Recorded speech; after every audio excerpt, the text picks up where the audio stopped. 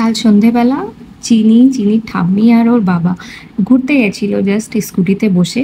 তো ঘুরতে ঘুরতে হঠাৎ আমার হাজব্যান্ড বলে, মা চলো, পুজো তো কাছেই, চিনির জন্য গিয়ে একটা ড্রেস কিনে নিই।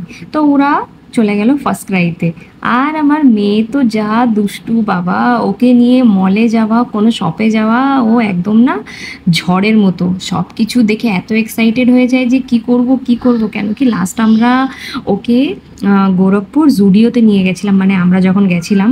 আর ওখানে তো আমাদের কিছু কেনাকাটা করতেই দেয়নি, এমন মানে ওর পিছনে দৌড়াতে দৌড়াতেই অবস্থা খারাপ হয়ে গেছে। ও এখানে ড্রেস ফেলছে, ওখানে ড্রেস ছুঁড়ে ফেলছে, এমন একটা অবস্থা। তো কালকে ওর ঠাম্মি আমাকে তাই বলছে, বাবা একে নিয়ে শপিং করতে আমি আর যাব না ভাই, আমি আর যাব না।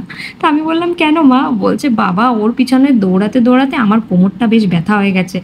আর এখানে বেশ জুতো সিলেক্ট করতেও চলে গেছে ম্যাডাম, ড্রেসটা তো ওখানে বাবা সিলেক্ট করছেই, আর এখানে ম্যাডাম চলে এসছে জুতো সিলেক্ট করতে। তো এই ভিডিওটা না আমার এত ভালো লেগেছে। তো এই ভিডিওটা শ্যুট করেছিল ওর ঠাম্মি ওর বাবার ফোন থেকে, তাই ওর বাবার ফোন থেকে আমি নিয়ে নিলাম তোমাদের